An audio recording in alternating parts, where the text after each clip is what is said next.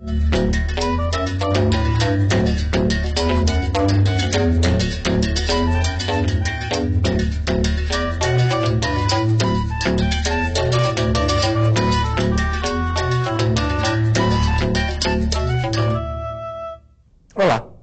esse é um programa da série Consciência aqui da TV Escola.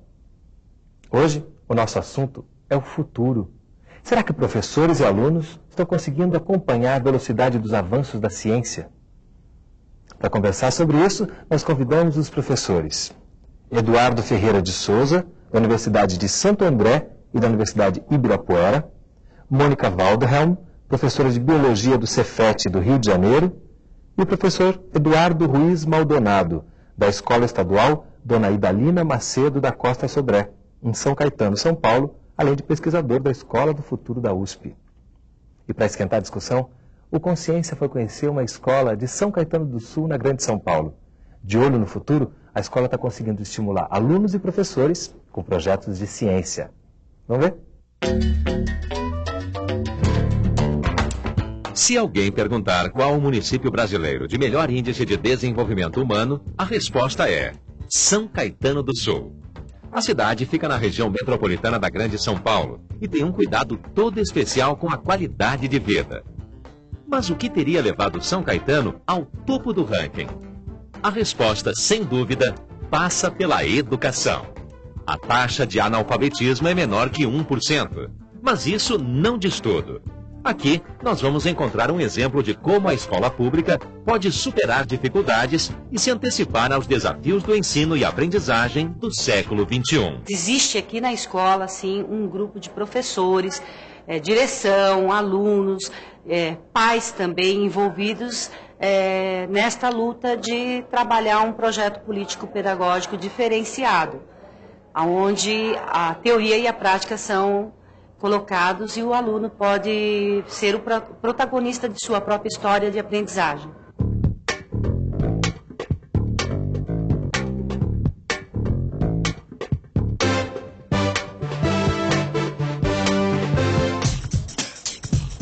Em plena era da tecnologia e da informação, o exercício da cidadania passa pelo conhecimento dos fenômenos que nos cercam e pela capacidade de interpretá-los através do raciocínio científico. Todos os dias, na Escola Estadual Idalina Sodré, alunos do ensino médio têm a oportunidade de registrar e comparar dados. Isso aqui é uma placa solar. Quando nós aproximamos a lâmpada que tem a luz, transforma em calor. Nós colocamos a placa solar aqui. Quando aproximamos a lâmpada, como vocês podem ver, ele move o Lego. São experimentos que estimulam a curiosidade e que fazem vislumbrar nesta unidade de ensino uma amostra do que será a escola do futuro. Eles querem aprender, senão eles não vinham assim pós-aula, términos de aulas, eles vinham participar, querer aprender mais.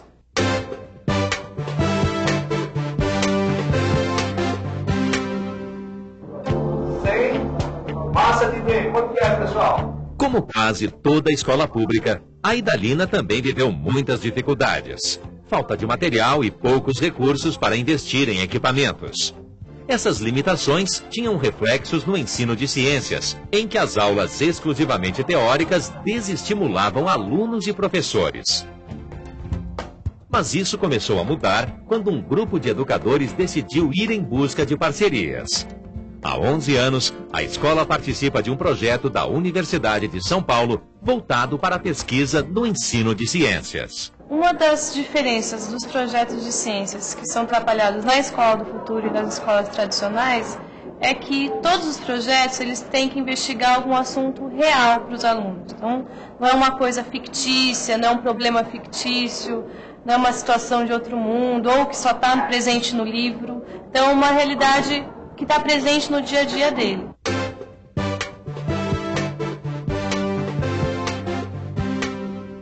O projeto Escola do Futuro tem como principal atividade investigar novas tecnologias de comunicação aplicadas à educação.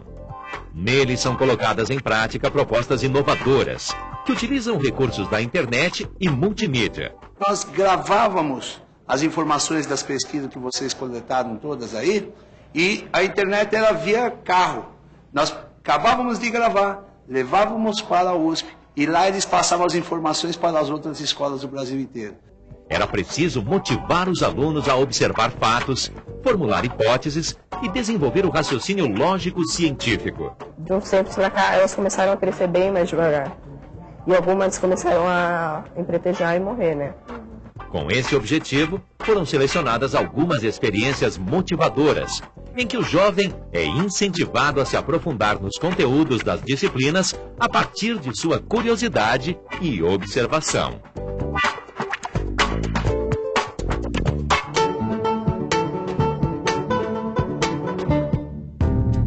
Bom, aqui é a medição dos girinos. Eu vou pegar um aqui, a gente vai medir e pesar eles para acompanhar a metamorfose deles. A rã touro veio do Canadá e é conhecida pelo sabor e pelo valor nutritivo de sua carne. A pele do animal tem sido usada com excelentes resultados no curativo de queimados. A gordura é matéria-prima para a fabricação de cosméticos. No laboratório da Escola Idalina, alunos e alunas acompanham sistematicamente a metamorfose dos girinos até a forma adulta. Eles pesquisam a influência de variáveis como a temperatura e a alimentação no desenvolvimento das rãs touro. Aqui é a pata traseira dele que está começando a se desenvolver. Depois disso, mais ou menos por aqui, vai começar a crescer as dianteiras. E ele vai, com o tempo, perdendo a cauda, que ela é absorvida pelo corpo, e vai crescendo até virar uma rã. Ele vai chegar a esse tamanho, pode até ficar maior. Você está vendo todo o conteúdo de biologia dessa transformação, dessa metamorfose. Se você vê do lado de física, você está comparando que a metamorfose tem uma ligação com o processo energético. Então vocês estão vendo que você vai também para um outro lado da ciência, que é uma interdisciplinaridade. Nosso objetivo é sempre que todas as escolas tenham um centro desse, que os alunos possam pesquisar, possam estar à vontade, possam usar a internet, possam ser eles um multiplicador. O aluno não pode ser um mero espectador do material pronto, ele tem que ser participativo nas aulas. A temperatura lá ser mais fria do que no Brasil.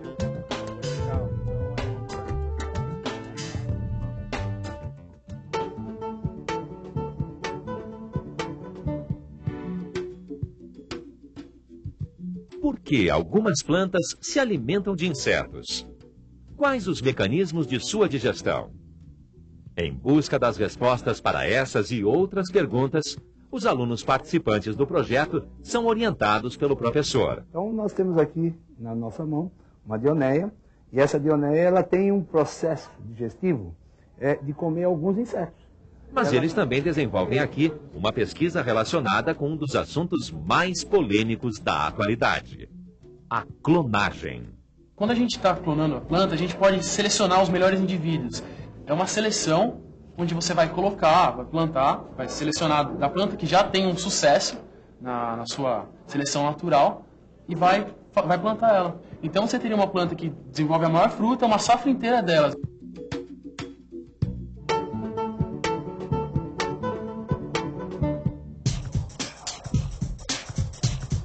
No final do turno da manhã, eles fazem a coleta de dados para o estudo da luz solar. Coletor com estufa 37 graus, tempo aberto. O material utilizado é quase todo de sucata reaproveitada.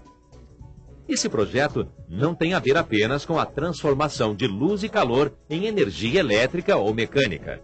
Ele também faz os alunos estudarem fontes alternativas e preservação ambiental.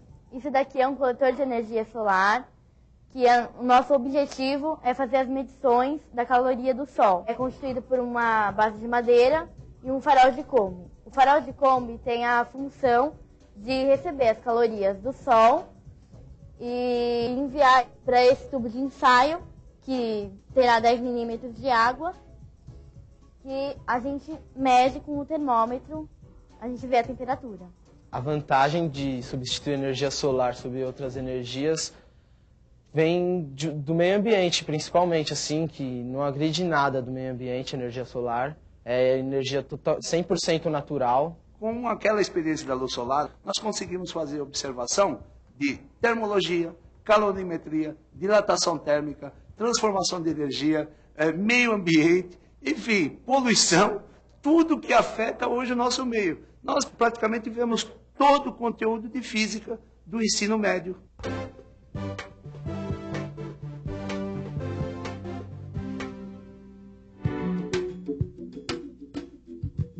Quando se referem à escola pelo primeiro nome, os alunos da Idalina parecem estar falando não de uma escola, mas de uma pessoa muito querida. A escola Idalina Sodré tem presença frequente na SBPC e em outros eventos científicos, conquistando o reconhecimento de educadores e parceiros. Quando os alunos do Idalina foram ao SBPC, eu percebi assim que eles estavam muito alegres, porque eles tinham conseguido realizar um trabalho que foi fruto de uma luta muito grande. A escola vem se destacando nos projetos da SBPC a nível nacional. Os alunos têm apresentado projetos brilhantes, têm sido premiados nesses projetos. Nós, alunos, passando nosso conhecimento para professores, né? Para professores, diretores de escola e até mesmo alunos. É uma coisa, uma experiência super legal que a gente tem. Houve uma sinergia muito grande de motivar essa equipe também numa competição de robótica.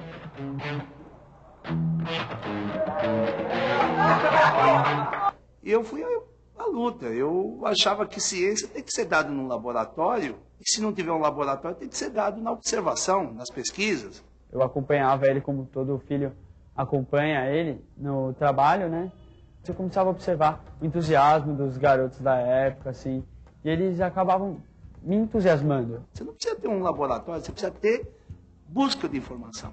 Eu achava inacreditável as coisas que ele fazia. Eu quero marcar aqui um exemplo do meu filho. Meu pai é meu herói.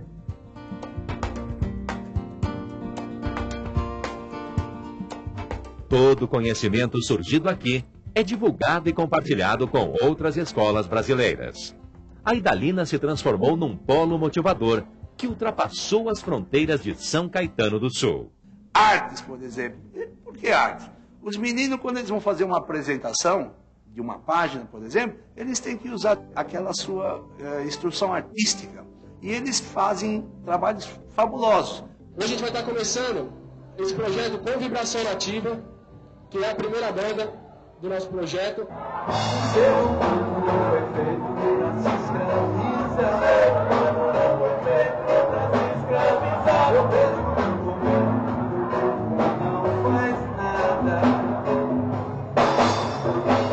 Como vocês podem ver, hoje nós vamos ter uma aula de ciência aqui com materiais simples, materiais fáceis de a gente estar trabalhando. Por exemplo. Para o professor Eduardo Ruiz, ainda há muito o que fazer no ensino de ciências.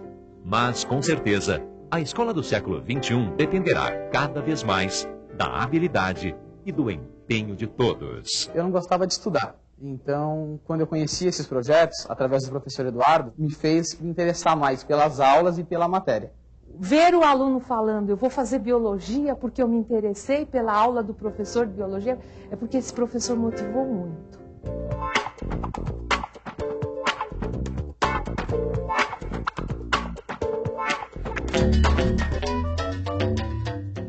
Bom, então vamos começar nossa conversa aqui no estúdio, ouvindo da Mônica. O que você achou desse projeto?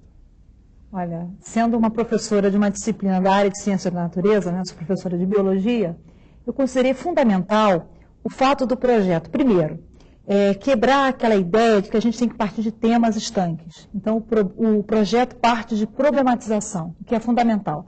Quando você tem uma questão a ser investigada, você faz uma articulação, uma abordagem interdisciplinar de verdade. Quer dizer, que disciplinas são convocadas a dar conta dessa questão? Quem eu preciso mobilizar para ajudar a responder o que eu estou investigando? Então, isso é um primeiro ponto que eu quero destacar. Uma outra coisa, como a professora da USP destacou também, parte de problemas reais, né? Então não fica no nível da ficção. Um problema real não necessariamente tem que ser aquilo que está do lado do aluno no cotidiano direto, mas pode ser uma questão local e pode ser uma questão global, mas de algum modo tem que estar articulado com a vida, né? Para que o aluno perceba que aquilo que ele está aprendendo no ensino médio, de algum modo vai instrumentalizá-lo, vai prepará-lo para viver a vida, para ser cidadão, né, que a gente tanto prega. Conhecimentos que ele provavelmente vai conseguir aplicar Exatamente. durante a vida, né? E Eduardo, o que você achou do projeto? Olha, eu concordo com o que a Mônica disse e pouco tenho a acrescentar o que ela disse, entretanto, eu vejo como empolgante, porque muito se fala hoje no Brasil de uma educação voltada para motivar o aluno.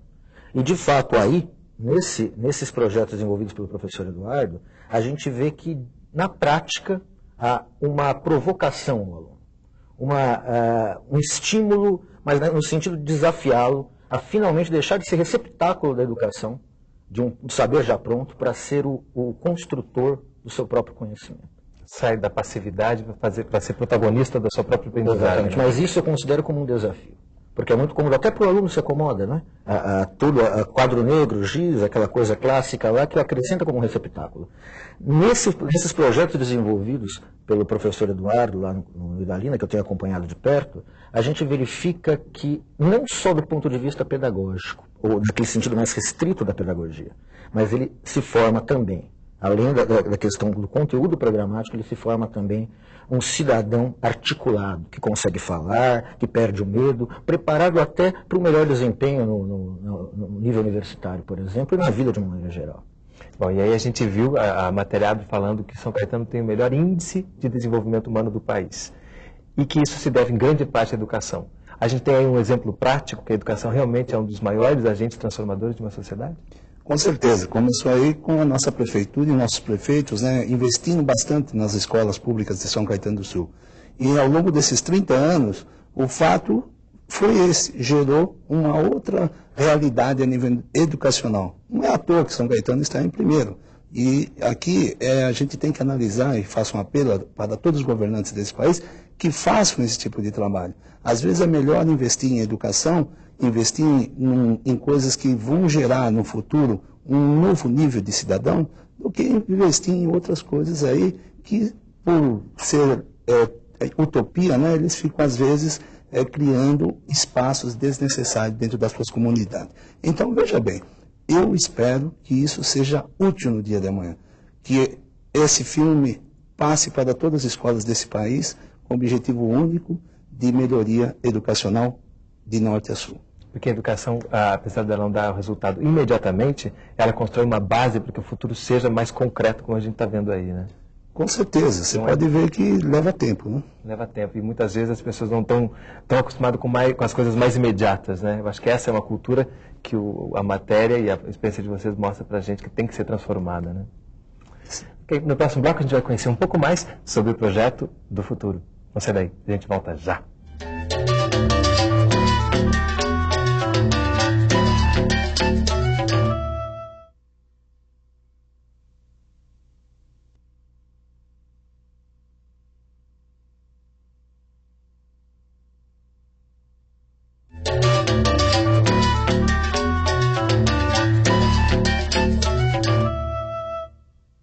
O programa Consciência está de volta, conversando sobre o futuro na escola, com os professores Eduardo Ferreira de Souza, Mônica Walderhelm e Eduardo Ruiz Maldonado. Como a gente tem dois professores Eduardos, eu vou lhe chamar então de Maldonado, para a gente saber a quem a gente está se dirigindo, né? Então, Maldonado, como é que foi essa sua trajetória? Você largou, inclusive, um emprego numa empresa privada para se dedicar exclusivamente à escola pública? Na realidade, eu já dava aula, né? E trabalhava na iniciativa privada. O problema maior foi que eu achava uma oportunidade que aconteceu dentro da empresa e também estava acontecendo dentro da escola. E essa oportunidade surgiu e eu fui à luta. E eu fico feliz que tem dado um resultado extremamente positivo. Hoje, a nossa cidade, ela já conta com todas as escolas com laboratórios de ciência, com laboratórios de informática. Enfim, é uma outra visão educacional. E é isso que a gente pretende fazer daqui para frente nessa estrada longa, para que a gente possa colocar isso em todas as cidades desse país. Como é que você vê isso, Mônica? Essa possibilidade de ampliar isso, de que todas as escolas tenham. A gente está falando de São Caetano, que é uma cidade rica, né? Mas isso não precisa ser necessariamente, não precisa ter muito dinheiro para tornar isso realidade, né? Olha, eu acompanhei de perto, tive a oportunidade de conhecer professores aí de 19 estados, professores em cidades que não tinham acesso mesmo a recursos, alguns não tinham um provedor que os pudesse conectar à internet, né? Porque é muito fácil a gente que vem de uma metrópole dizer assim, mas qualquer um. Não, a gente sabe que não é qualquer um. Mas veja, eu acho que o que ficou claro ali no projeto, no trabalho que eles fazem, é que o conceito de laboratório que tem que ser repensado, redimensionado. Laboratório, quer dizer, espaço, um lugar onde você trabalha, onde você faz. E aí é claro que o professor tem sim que brigar para fazer um convênio com parcerias que tragam a tecnologia para a escola, porque eu acho um absurdo a gente fazer uma escola pobre para aluno pobre. Essa é a lógica mais perversa que existe. A gente tem que ampliar o quadro de referências do aluno da escola pública, instrumentalizá-lo para transitar, tanto no bairro como no mundo. Quer dizer, o aluno é cidadão de bairro e é cidadão do planeta. Mas é possível fazer coisas bem interessantes na área de ciência da natureza, usando material pouco sofisticado, usando sucata, usando material que eu consigo na cozinha da minha casa. O mais importante, me parece, é que o aluno possa vivenciar o que foi mostrado na escola do Maldonado.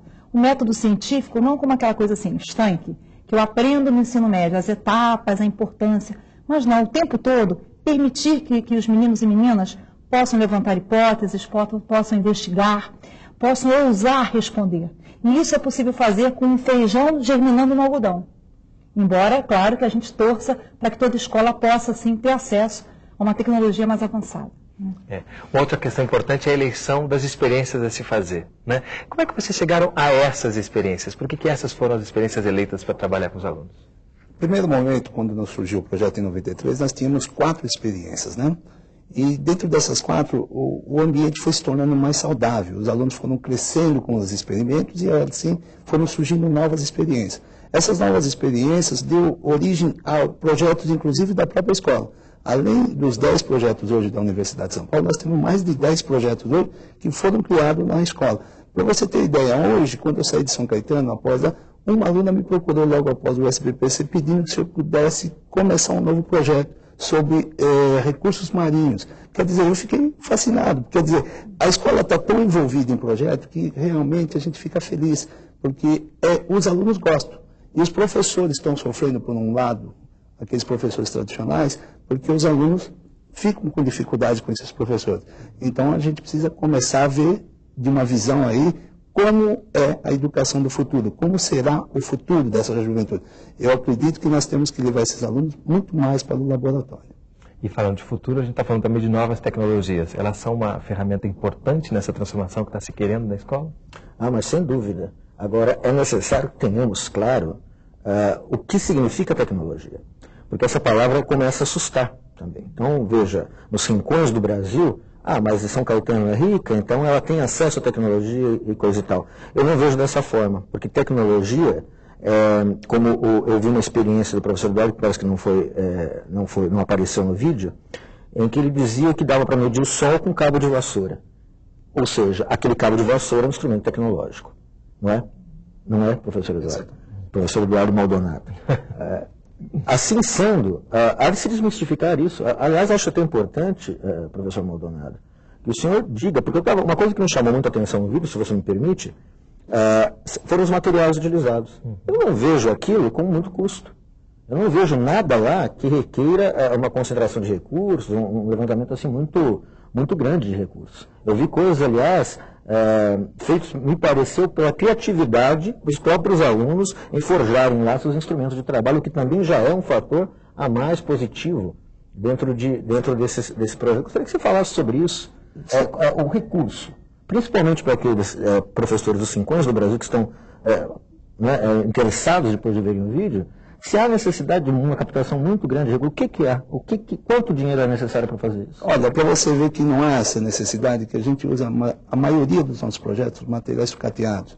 Quando não, a gente usa as plantas que a gente vê no meio ambiente, em qualquer lugar tem e se acha essas plantas, nas localidades possíveis da escola. E o que é mais importante, os projetos vão surgindo de acordo com a necessidade da escola. Nós criamos um projeto, que hoje é um projeto extremamente social, que chama Desafio das Drogas. O que gera esse desafio das drogas? Simplesmente um projeto onde, pelo lado social, tira os alunos das drogas. Ele, diante de um computador, diante dessas pesquisas, ele deixa de usar drogas. Por isso é importante. A custo zero. Simplesmente trabalhar. Então, poderia ser multiplicado? Isso deve ser multiplicado. Já tem parcerias? A parceria a gente faz... Não digo de multiplicar isso com outras unidades escolares. Nós podemos fazer essas parcerias, nós estamos aptos a isso, nós gostaríamos que todo mundo que visse esse trabalho pudesse entrar em contato conosco, porque a gente poderia, nesse meio, fazer os primeiros contatos, vão surgir novas novos CDPs, novos centros de pesquisa. Porque ainda não mostrou muito bem o CDP. O CDP é gerado pelos alunos, é administrado pelos alunos. E esse o que é CDP, só para a gente entender a sigla? É um centro educacional para desenvolvimento de projetos. Esse centro, os alunos gerenciam. Eles dão todo o apoio ao professor, eles criam a aula do professor em novas tecnologias. Isso ajuda em muito o professor. Por quê? Porque o professor, às vezes, hoje, giz-lousa, ele não consegue mostrar... Tem intimidade com essas tecnologias. Exatamente. E também não consegue mostrar aquilo que ele gostaria que o aluno dele aprendesse. Ao passo que, quando ele mostra isso para o aluno, ele fala assim, me desenhe uma célula. E esse aluno mostra a célula com toda a sua formação em movimento e o crescimento dessa célula. Isso daí faz com que a aula se torne dinâmica, agradável, o aluno vibra com isso daí, não esquece jamais. Então, isso que é importante frisar dentro dessa nova tecnologia. Quando nós começamos, não sei se vocês repararam, nós tínhamos um pequeno computador. E a transmissão de dados nós fazíamos via carro. Foi assim que surgiu a internet na nossa escola pública. A escola pública de São Caetano é tão igual a qualquer escola desse país. O que precisa é haver incentivo. Precisa que o professor participe dessa motivação ao aluno. E o aluno, sem dúvida, ele vai ficar fascinado com isso. A gente acabou de ouvir uma história sobre protagonismo juvenil. Você acha que esse é um dos pontos-chave? É uma coisa importante a destacar. E há um diferencial na escola do Maldonado que eu acho que seria importante que todas as escolas tivessem. Mas não é bem assim, infelizmente, que acontece. Quando a diretora da escola falou, ela ressaltou a importância dos projetos estarem vinculados ao projeto político-pedagógico da escola. Isso é importantíssimo, porque senão o projeto vira aquele penduricalho, aquele enfeite no currículo. Quando os projetos que são desenvolvidos, interdisciplinares e até às vezes disciplinares, são articulados ao projeto político-pedagógico da escola, você também tem um estímulo ao protagonismo juvenil, que eu acho que é importantíssimo. Você viu a garotada ali trabalhando como coordenadora de projetos, desenvolvendo bandas, se encontrando. Então, essa autonomia intelectual. Veja, em muitos momentos o Maldonado falou, olha, quantos conteúdos a gente está trabalhando? Eu, como professora de biologia, não me incomodo. Eu sei que eu tenho que fazer escolhas. É impossível para mim, mesmo que eu tenha 10 anos letivos no ensino médio, eu não vou dar conta de trabalhar todos os conteúdos, todo o conhecimento que é produzido a todo momento em biologia. Clonagem era um assunto que não se falava quando eu era aluna de ensino médio. Hoje em dia é importante que você saiba do que se trata, até para poder ser cidadão de verdade, emitir opinião. Então, ao optar pela clonagem, para trabalhar a clonagem, eu tenho que deixar de lado algum outro conteúdo. Eu não posso desafiar um tempo físico no currículo, mas os conteúdos são meios para construir no aluno as competências ali, que a garotada mostrou, de raciocínio, de trabalhar os dados, de inferir, de trabalhar em equipe. Como isso é importante, Saber desenvolver um projeto, trabalhar em equipe. Eu acho que falta, às vezes, essa competência a nós, professores. Daí a resistência de muitos colegas. O trabalho em equipe é uma coisa que não é fácil para todo mundo, não. Falando em resistência, você enfrentou muita resistência com o projeto? Quando o novo chega, tem muita gente que tem um pouco de medo? O novo é complicado. O novo é complicado e o aluno, ele cobra o novo. E o professor se vê acuado, numa situação difícil. Então, o que está acontecendo hoje dentro da nossa escola é que a resistência ela está diminuindo. Mas, por outro lado, o professor não está ainda engajado nos projetos. E o que está acontecendo mais importante? Os ex-alunos da escola frequentam mais ativamente a nossa escola. E eles estão dando a sua contribuição como universitário, como professor já formado, como é o caso do Fábio, que ele se formou em biologia, e hoje ele dá aula gratuitamente para os seus colegas sobre metamorfose, explicando tudo sobre as lãs. Quer dizer, isso é importante, quer dizer, está criando-se uma nova cultura educacional. Além dos alunos que estão lá, está vindo uma outra equipe que eram ex-alunos do projeto e que estão interagindo junto com esses novos alunos. Eles querem isso, eles estão vendo que essa é a educação que pode ser melhorada nesse país. E a gente viu também que muitas vezes, fora do horário de aula, os alunos também estão interessados em continuar aprendendo. Com certeza. Você viu que tudo isso que acontece é fora do expediente. Então, nós temos as aulas de lousa com o professor Eduardo, e depois do expediente nós temos as aulas de laboratório. Aí eles vão lá e ficam lá. E o que é mais gostoso? Se criou uma grande família, e essa família está se multiplicando. No primeiro momento, a gente tinha um grupo pequeno, e agora, a cada dia, nós não temos mais espaço físico na sala do CDP. Quer dizer, o que está acontecendo? Daqui a pouco, todos os alunos da nossa escola vão estar em cada sala, vai virar um grande laboratório. Que maravilha, né? Como é que você vê isso, essa motivação dos alunos, né? Como é que esse processo, né, de interesse que acaba aumentando quando o aluno se vê fazendo parte desse processo? Olha, eu gostaria de enfatizar isso, já falei, e gostaria de enfatizar porque para mim é muito importante. A sociabilização do aluno. É claro, ele vai crescer, ele vai entender de ramo, vai entender de metamorfose, vai entender também mais a fundo, porque será o agente, como eu já disse, do seu próprio saber, até das disciplinas, que não é o momento aqui de discutir, mas humanas, como o Movimento do Sem Terra, que eles, me parece que é um projeto nesse sentido. Agora, fora isso, a sociabilização deles é algo espantoso. A gente se encontra aí por congresso, pelo Brasil todo, eu imagino até que, pelo que eu estou, às vezes, falando coisas, você me corrija se eu estiver errado, de que é o coroamento, me parece, não, professor? O coroamento desses meninos é quando eles conseguem se encontrar com a elite intelectual do país, numa reunião anual da SBPC, e estar lá de igual para igual. Fazendo parte ativa. Exatamente. Crianças que, de outra maneira, teriam dificuldade, por conta de sua origem social, até de viajar de avião. Ou de ficar hospedado em um hotel. Né? E isso é recompensa de um ano de trabalho, esses congressos. A gente os encontra, e eles estão lá seguros de si. Me recordo de uma menina que disse assim, aprendi a falar, estava no 3º ano do ensino médio, aprendi a falar em público graças ao projeto. Isso faz parte de um processo muito mais amplo de sociabilização, de sair da escola, e a escola, na verdade, é a vida, é o mundo, né, para além dos muros. Para além dos muros. E não há resistência. A resistência vai ser inútil dos professores que, infelizmente, ainda não abriram os olhos para essa nova realidade. Como é que foi a história dessa menina? Essa menina foi fantástica, né? Ela me procurou no 4º dia do SBPC, agora, em Cuiabá. Ela veio, me abraçou chorando, falou, você foi o único que conseguiu me colocar diante de uma câmera de televisão, falando e explicando sobre um projeto. Nem numa sala de aula eu tinha conseguido expor um trabalho, e você conseguiu. Eu devo tudo a você. Porque a escola se incomoda muito com o aluno que não fala, que fala demais. E não se incomoda com o aluno que não fala. Exato. Quer dizer, já é um grande equívoco, né? A gente acha que está quietinho, não perturba, e nós devíamos oportunizar situações em que o aluno pudesse falar, argumentar, né, questionar, debater. Eu acho interessante, Mônica, que isso vai além do discurso. Porque o discurso, dentro da pedagogia moderna, da extrema direita à extrema esquerda, passando por todos os escalões, o discurso é magnífico.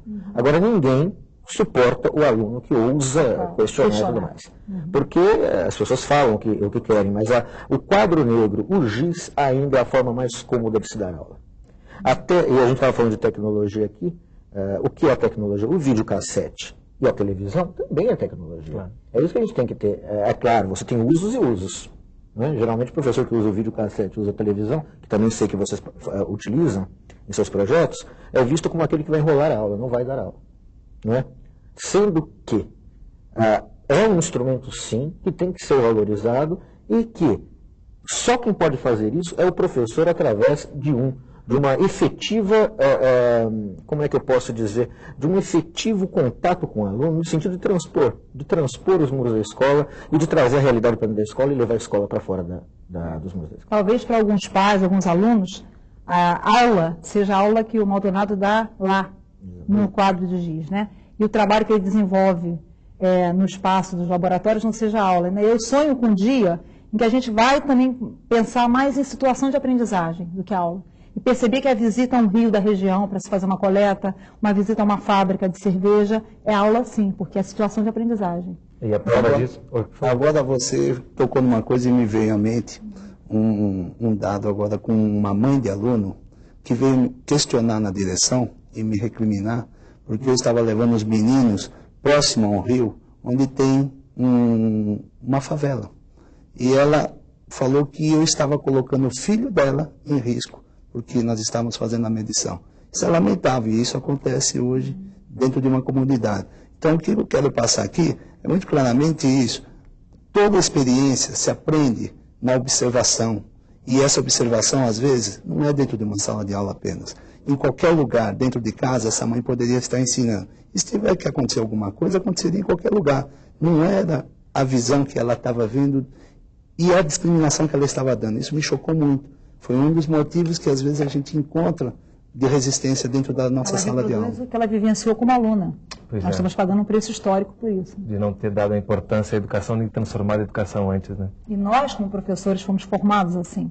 Então, a resistência do colega, você ainda vê nos cursos de licenciatura, apesar da mudança nas diretrizes, propor que seja um curso em que você articule teoria e prática, que você articule conhecimento específico e conhecimento pedagógico, você ainda vê muitos professores com dificuldade de fazer essa articulação. É importante entender essa dificuldade até para poder lutar contra ela. Claro, para repensar a prática pedagógica, investir em formação continuada, isso é fundamental. Ok, no próximo bloco a gente vai saber ainda mais sobre o futuro da escola. Não sai daí, a gente volta já.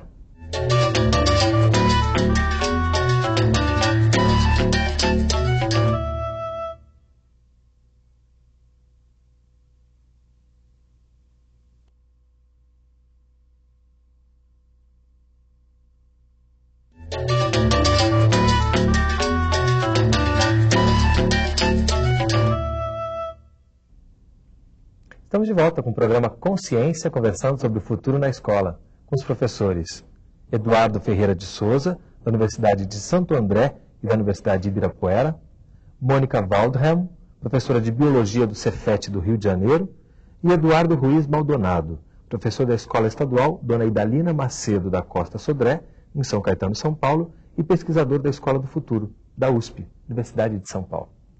A gente falou aqui bastante no bloco anterior sobre a SBPC. Você pode explicar para a gente um pouquinho melhor como é que funcionam esses encontros? A SBPC significa a Sociedade Brasileira para o Progresso da Ciência. E é seguramente a sociedade científica mais importante do Hemisfério Sul. Ela promove anualmente uma reunião, né? Uma reunião que de 10 a 20 mil cientistas, a nata dos cientistas do Brasil se reúnem para trocar experiências em todas as áreas do conhecimento. Estudantes, pesquisadores e professores universitários. Há uns 10 anos, mais ou menos, se não me falha a memória, a SBPC tem 50 e tantos anos. Ela resolveu organizar a SBPC Jovem, né? E foi lá que eu vi a abrangência do trabalho do professor Maldonado. A escola, o CDP, apresenta projetos tanto na SBPC Sênior quanto na SBPC Jovem. E é a grande reunião anual, mas há também reuniões setoriais, por assunto. E como é que você vê, Maldonado, a presença de uma escola pública de ensino médio numa reunião como essa? Bom, os alunos, eles vibram, né? Eles sonham em estar dentro de uma SBPC. Por que isso? Porque lá eles conseguem demonstrar, e aí eu ia falar daquela menina, aqui nós ensinamos professores. O que é ensinar professor? É uma coisa que dá o direito do cidadão, do aluno, a participar dentro de uma sala de aula. Hoje nós vemos que o aluno dentro da sala fica pouco tempo no falar. E dentro do SBPC eles ensinam o professor. Quer dizer, essa é a maior experiência que esse aluno possa ter na vida dele, no dia a dia. E eu quero frisar bem, quando nós levamos esses alunos em todos os estados desse país, esses alunos, eles ficam encantados. Primeiro que eles aprendem ao vivo, a conhecer os lugares, os ambientes. Segundo que eles estão dentro de uma universidade, tendo esse contato com universitários, cientistas e professores. O que isso engrandece muito essas crianças. O que é mais importante disso é a riqueza de informação que eles trazem depois. Porque lá se aprende, lá se faz curso, lá se dá curso e com isso eles crescem dentro do seu índice. É raro um cidadão que viajou conosco nesses 8 anos não está felicíssimo, não está bem dentro do seu curso que ele fez e já ganhando muito dinheiro. Por quê? Porque ele teve a iniciativa de ir à luta. Nós temos exemplos em São Caetano de um jovem que hoje ele é simplesmente o diretor do SESC e um projeto que ele fez, toda a monografia dele em cima do CDP. Isso para nós é muito grande. E por que ele fez isso? Porque ele aprendeu a gostar de um SBPC. Maravilha, né? Mais uma prova prática, né, do resultado no futuro. Como é que você vê essa participação dessa escola pública? Olha, o que eu acho super interessante, fundamental, é que eles não fazem um trabalho para uma feira. O que você vê, né, os alunos apresentando, divulgando nesses espaços, tanto neste como em outros, é que eles desenvolvem projetos ao longo do ano, quer dizer, inserido no seu currículo, fazendo parte da prática pedagógica e divulgam o que aprenderam, divulgam os resultados que encontraram, porque é diferente daquela ideia tradicional de vou fazer um trabalho para uma feira de ciências, né? Aquela feira linda, com maquetes, sempre tem maquete de vulcão, né? Porque aluno adora vulcão, então tem que ter maquete de vulcão, de dinossauros, os pais vão e tiram fotos. Mas e o projeto que está por trás disso? Quer dizer, o que foi investigado? O que se buscou? Que competências foram construídas nesses alunos? Eles foram levados a pensar ou foi aquela coisa de cartaz, maquete e aquela abordagem fragmentada? A professora de biologia falou das doenças provocadas pela água. O professor de física falou das mudanças de estado físico da água. Geografia falou da hidrografia da região. O que eu investiguei em água, por exemplo, num suposto projeto água? Costumo dizer que água não é problema, água é solução.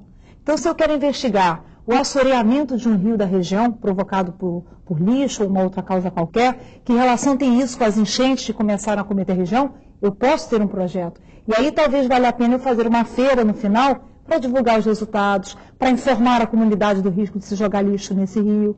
Então, espaços como esses de divulgação, que o aluno perceba que ciência não está só na sala de aula, nem está só na academia, na universidade. Que ele aprenda as aulas de física com o Maldonado e em casa ele consiga dizer para a mãe, mãe, quando a água começar a ferver, pode abaixar o fogo. Porque ele aprendeu, né, que quando começa a mudança de estado físico, a temperatura vai permanecer constante. Então, por que ele não sabe que pode abaixar o fogo? Pegando esse gancho seu aí, você vai ver que é importante o trabalho do laboratório. Um dos trabalhos nossos, que é o mais antigo, é o projeto Ecologia das Águas. Esse trabalho de Ecologia das Águas, além de dar para nós já um prêmio internacional, que nós participamos em Washington, junto com Enlaces Mundiais e junto com a STL, Arte, Ciência e Tecnologia, nós também incentivamos o monitoramento de 2 rios da cidade. E hoje, que eu digo, São Caetano seja a primeira cidade, talvez, do Brasil, a ter reuso da água. Por quê? Porque o prefeito via aquele trabalho com grande importância e investiu. Hoje, todo o esgoto de São Caetano é reutilizado. Isso é fantástico. Quer dizer, o nosso trabalho foi a formiguinha que hoje o prefeito investiu e continua investindo. Quer dizer, coisas que já estão dando um sucesso em função da pesquisa. E dentro dessas parcerias, a gente pode destacar a parceria com a USP, né, que está fazendo esse projeto junto. Como é que você vê o retorno para a universidade de um projeto como esse? O retorno é muito simples. Os jovens, quando eles demonstram esse trabalho no dia a dia da escola, são analisados, todos eles fazem com que a Escola do Futuro faça uns dados relativos a esses projetos que são passados. E isso, para nós da universidade, é muito importante, porque nós sabemos para onde caminhar com a educação. Como ela disse, não fica só estanque. Hoje nós temos uma visão muito mais abrangente da ciência, porque nós sabemos que o aluno ele não é um mero espectador, ele é também um pesquisador. E isso para nós na universidade, pesquisa, né? Isso para nós na universidade é fantástico, porque hoje o que mais encontramos dificuldade dentro da universidade é fazer com que esse aluno tenha essa visão, porque a formação do conteudismo ela vem ao longo desses anos colocando um cidadão muito simples dentro da universidade. E nós queremos um cidadão que tenha uma visão mais globalizada. Correto. Isso é importante também quando a gente pensa que dentro da universidade está se formando um profissional do ensino do futuro, né? Exatamente. A gente fala muito dessa questão da homologia de processos. Como é que eu vou trabalhar de modo contextualizado, interdisciplinar, dentro de um trabalho com projetos, se eu não vivenciar isso em algum momento como aluno?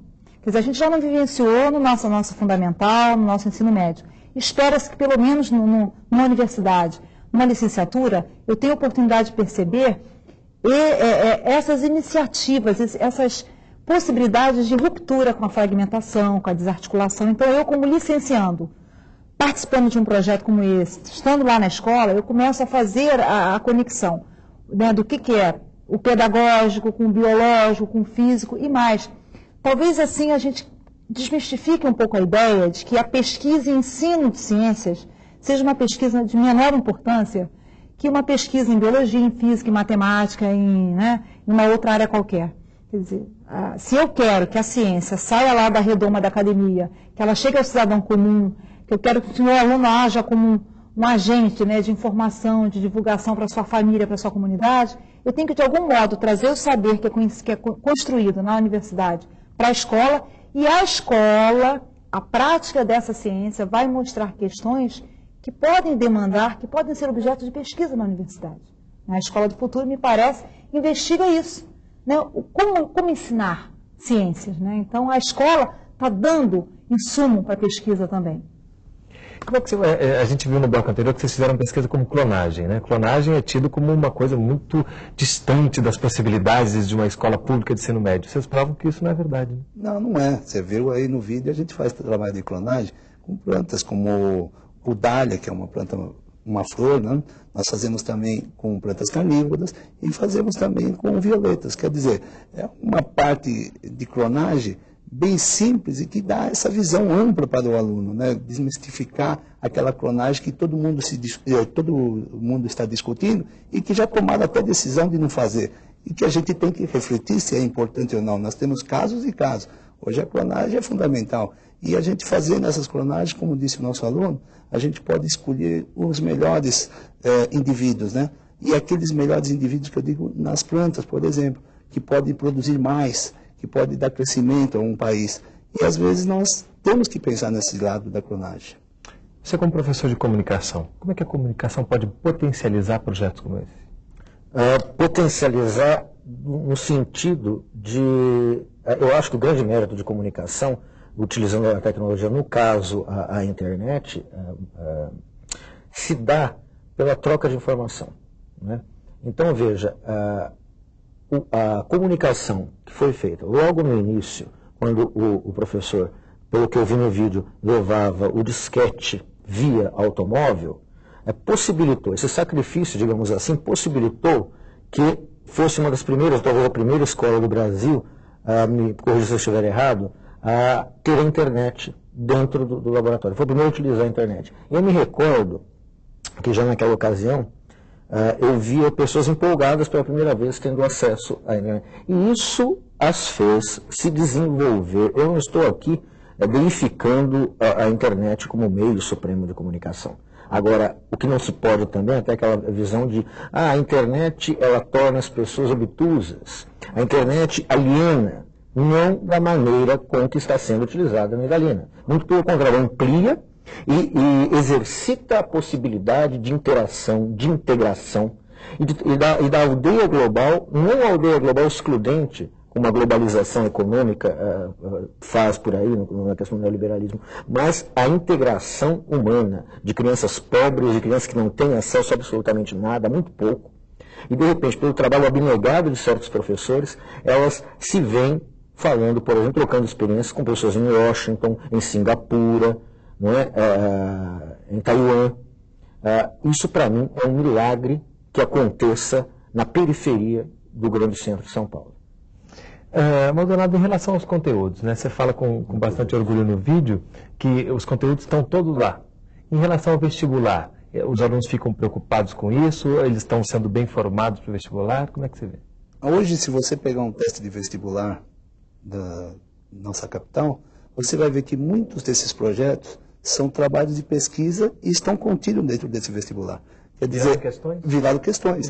Então, isso é importante, por quê? Porque o aluno hoje deixou de fazer aquele vestibular do xizinho e passou a contextualizar, começou a ler trabalhos científicos, e dentro do trabalho científico está entrando as questões de física, de biologia, de química e assim por diante. Isso gera o pensar do aluno. E esse pensar do aluno hoje é muito importante para nós.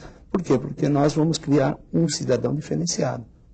E entre esses cidadãos diferenciados tem um lá que lhe chama de herói, né? Como é que é isso para você ver seu filho, que, pelo que a gente sabe, saiu de uma escola privada para ir para o Idalina? Como é que você vê esse orgulho todo que ele mostrou ali no vídeo? É difícil até de falar, né? E foi muito bom, porque realmente é o que o pai mais espera de um filho. E quando eu tirei ele de uma escola privada, eu sabia que ele iria ter muito sucesso. Ele é meu parceiro, meu filho herói, e também o meu exemplo para continuar nessa jornada aí. Maravilha, chega a ser emocionante para a gente também, né? Como é que você vê essa questão toda de vestibular, de mudança de enfoque de ensino no ensino médio? Você acha que também vai ter que, em determinado momento, transformar mais adiante? Olha, eu adoro quando me fazem essa pergunta, porque eu acho que isso é o que está formigando na cabecinha de um monte de colegas de ensino médio do Brasil todo, quando estão aqui assistindo a gente. Ah, olha lá que lindo, um monte de projetos, eu quero ver se aquele aluno vai passar para a USP. Escola do Futuro, eu quero ver se aquele aluno vai passar no vestibular. Veja bem, o Enem foi o primeiro exame a propor uma ruptura nessa visão, né, de que o ensino médio tinha que se preocupar só com o conteúdo. Veja, eu não estou propondo que a escola esqueça que ela é o lugar da sociedade onde se espera que o aluno avance do senso comum ao conhecimento científico. Né? A gente sabe que na escola, embora ela tenha assumido um monte de papéis, é o lugar onde se espera que isso aconteça. Porém, quando o Enem propõe uma prova pautada na avaliação de competências e habilidades, né, colocando questões em que você tem que mobilizar conhecimento de geografia, com história, com inglês, com física, em que a capacidade de representação, de investigação, de compreensão é que está sendo avaliada, e é isso que se leva para a vida, isso, de certa forma, se disseminou. O vestibular, tanto de São Paulo, como no Rio de Janeiro, como em outras cidades, me parece que estão acompanhando essa tendência. Por quê?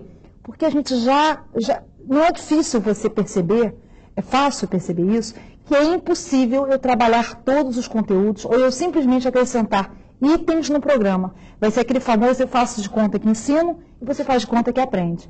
Então eu digo, se eu optei por trabalhar transgênico, porque eu quero que meu aluno no supermercado seja capaz de decidir, eu quero ou não consumir um alimento, um organismo geneticamente modificado, porque eu sei o que é, então eu decido baseado nisso, eu tenho que talvez tirar o quinidoblasto do currículo de biologia. Ai, quinidoblasto Todo mundo sabe o que acontece se eu entrar, até quem é paulista sabe o que acontece. Se eu entrar no mar com água viva, o que acontece? Queima. Queima, tá vendo? Queima por conta dos quinidoblastos. Se você estiver muito interessado em se aprofundar nisso, com a autonomia intelectual que o ensino médio vai construir em você, você é capaz de ir na internet, ir num livro, ir num folheto, ir em qualquer outro lugar e se aprofundar em águas vivas. Mas eu, Mônica, como professora de biologia, considero mais importante trabalhar a questão dos transgênicos. Então, essa tendência no vestibular eu acho que também está acontecendo. Um aluno autônomo, um currículo que promova a autonomia intelectual, de modo algum, é um currículo menor que um currículo conteudista. Pelo contrário, é um currículo difícil que nos desafia como professores. E que dá acesso a todos os outros conteúdos à medida que a curiosidade aconteça. E conforme o conhecimento está sendo construído. Amanhã um dogma da ciência pode cair por terra. E se eu sou capaz de ir na internet, de ler, de procurar, eu posso acessar. Se alguém que está nos assistindo quiser replicar ou tomar como modelo essa experiência, onde é que ele pode procurar informação? Bom, a princípio, entrando em contato com o CEDP, que é um Centro Educacional de Desenvolvimento de Projetos, em São Caetano do Sul, na Escola Idalina. E também na USP, nós temos a Escola do Futuro da USP, que é o órgão principal que nos dá essa parceria. Já que a gente está falando de novas tecnologias de internet, qual é o endereço eletrônico? mdavani, MDAVANI,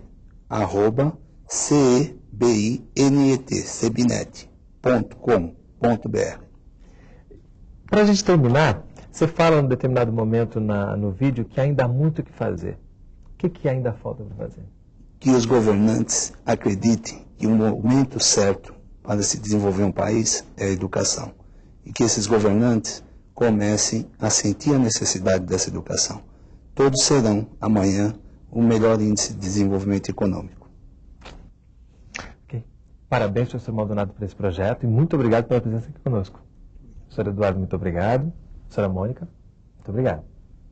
E esse foi mais um programa da série Consciência aqui da TV Escola. Obrigado pela sua audiência.